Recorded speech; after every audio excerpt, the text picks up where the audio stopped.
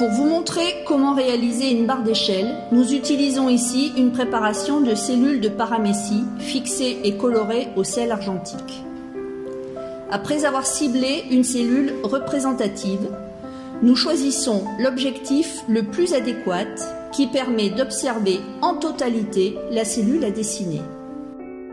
Une fois que l'on est satisfait de la mise au point, on réalise un dessin de la cellule. Ce dessin s'accompagnera obligatoirement d'une barre d'échelle qui permet de se faire immédiatement une idée de la taille de la cellule. Pour réaliser cette barre d'échelle, on représentera un tableau à 9 cases avec une ligne pour la cellule et une autre pour la barre d'échelle. Une colonne qui correspondra à la réalité et l'autre au dessin.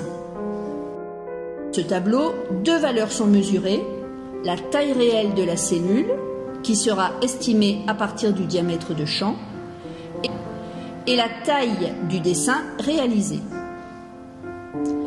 Pour la taille du dessin, il suffit d'utiliser une règle graduée. Notre dessin mesure 19,5 cm. Pour la taille réelle de la cellule, on se base sur le diamètre de champ de l'objectif utilisé.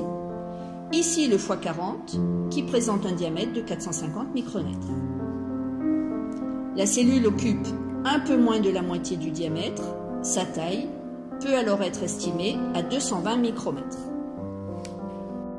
À partir de là, 2 cas de figure se présentent pour le calcul de la barre d'échelle.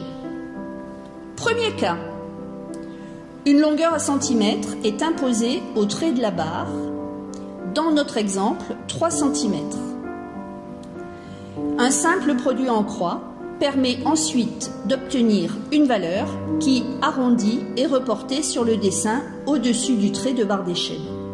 Dans notre exemple, la barre de 3 cm équivaut à une taille de 34 micromètres.